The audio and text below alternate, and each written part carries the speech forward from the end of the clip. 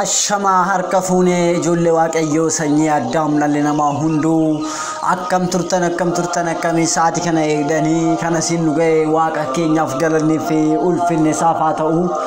Baga jiraattan baga bara harawaan isin ga'e isiniin jechuu jaalannaa kanatti aansuudhaanii sagantaa keenya eenyummaa haaraa jedhuuni kutaa sadaffaa walitti deebinee dhufneera. Kan akka wal agarru bara haraatti wal agarru nu taasise waaqayyoof galanni ulfinni haa ta'u. Har'a immoo mata duree addaa akkas jedhuun kan wal wajjiniin ilaallu ta'a jechuudha. Mata dureen keenya har'aa dhiphina keessaa bahu jedha. Mata duree dhiphina jedhu kanaan kan wal wajjiniin ilaallu ta'a. Egaa barumsa keenya kana booda furmaata hamma tokko ni argattu, jabina ni argattu, dhiphina keessaniif illee haamileedhaan keessaa bahuu ni kutattu jennee abdii qabna. Waaqayyoon gooftaan hunduma keenya wajjin haa ta'u, hundumti keessanuu nu wajjin turtii gaarii.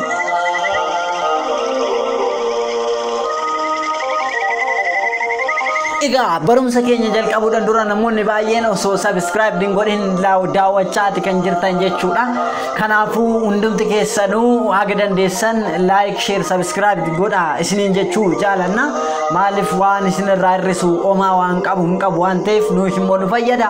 Waaqayyoon isin wajjin haa ta'u. Egaa hunduma keenya wajjin haa ta'u. Karaa barumsa har'aatti deemna.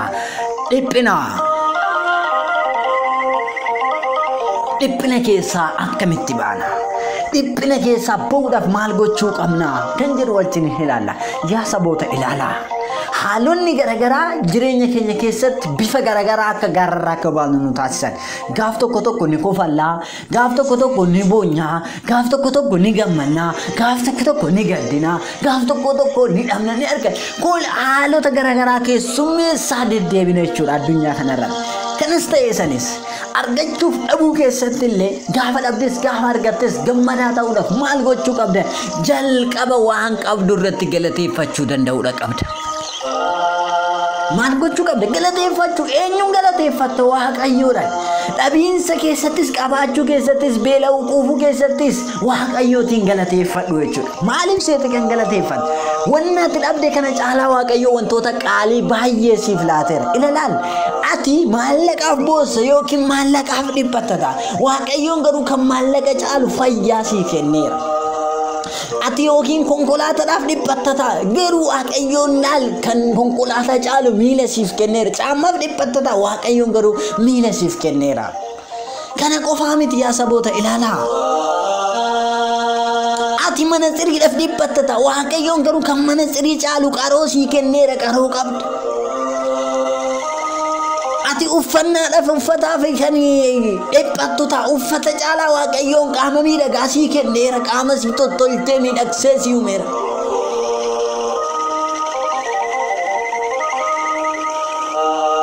Egaa waaqayyoon kan sii godhe baay'eedha jechuudha. Yeroo baay'ee kan dhiphina hamaa keessatti galu, yeroo baay'ee dhiphina cimaa keessatti kan kufnu maalirraa akka ta'e beektanii yaa saboota. Kan nuuf ta'e caalaa kan nurratti ta'e waan yaannuufidha. Yaada kana keessaa bahuu qabna. Kan namoonni nu godhanii rakkina keenya kan beelofne, kan dheebonne, kan waan garagaraa taane kana bicha yaanna nuuf fuuldura qabne.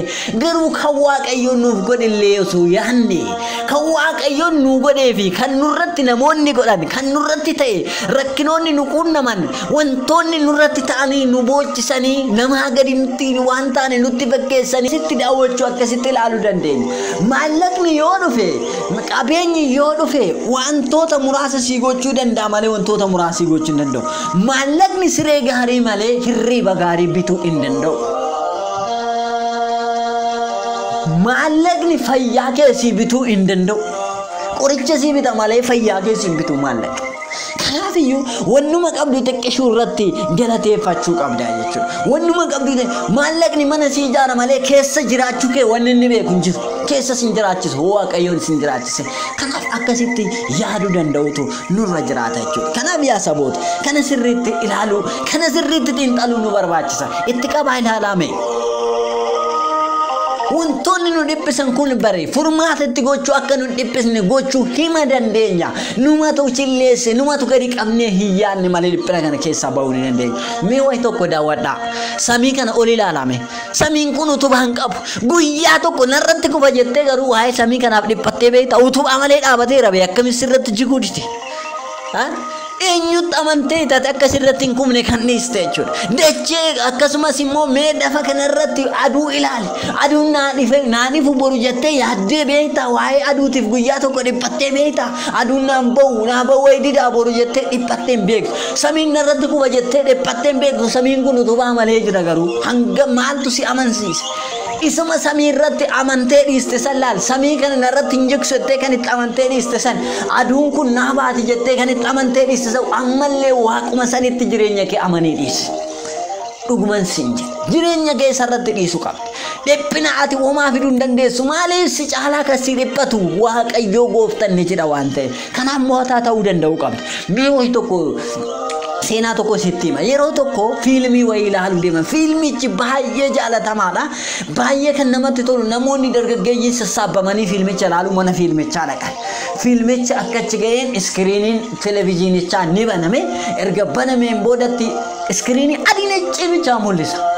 Namoonni ni eegan homaa dhufuu dide daqiiqaa 3 ni dhufuu dide daqiiqaa 4 ni dhufuu dide daqiiqaa 5 ni maal ta'e fiilmiin hin dhufuu jechaa turan ammas xiqqoo turanii daqiiqaa 6 ta'u fiilmichi yookiin immoo televezyiinichi iskiriinii dhumaa adii mul'isa sanbooda si jettanii gaafa daqiiqaa 8 ga'u mucaan tokko maali kana fiilmii gaarii sin jettanii nu fiddanii dhuftanii warra sirnaan hin hojjenne warra maali kana warri fiilmii maaragaan hojjetanii lole aare jechuudha sanbooda iskiriiniin achi fagaachaa dhufe adiin sun achi siqaa deemu lakkaa koornisii manaa yookiin hospitaala mul'isaa jira nama dhibamaa sireerra ciisee jiru tokko paralyzed yookiin immoo qaamni isaa ijajamuu didee seeran ala ta'ee qaamni isaa warraaquu kan hin dandeenye akkanatti ija isaa fuuldura laalee bitaa mirgatti socho'uu kan hin dandeenye tokkotu ture.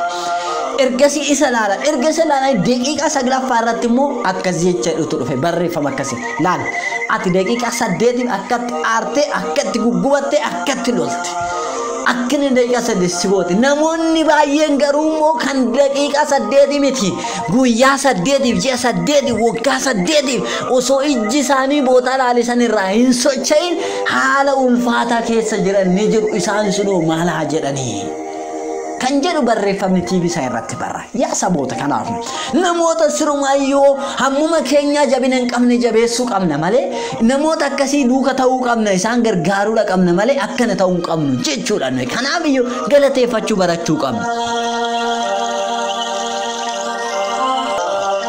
Kanaafuu isuma qabdanii waan qabdan xiqqishuudhaan galateeffadhaa isheedhumatti gammaduu baradhaa isheedhumaan gammannee jiraachuu yaa barannu jechuudha yaa saboota ilaala qilleensi nu itti fayyadamnu kun osoo akka warqeetti qofforamee baata'e eenyutu qofforee itti baasee itti fayyadama wajjette nama humna qabu osoo akka warqeetti qaalii birriidhaan bitamu ta'e eenyutu itti fayyadama kan jedhu nama humna qabudha. Osoo fayyaan nu itti fayyadamnu kun harka namaatirraa bitama namootarraa liqeeffama namoota nuu kenna ta'e ija nama meeqaa ilaalleerra yaa saboota ilaalaa kanaaf iyyuu isuma qabdaniin galateeffadhaa fayyaa ta'uun galateeffannuu qabna.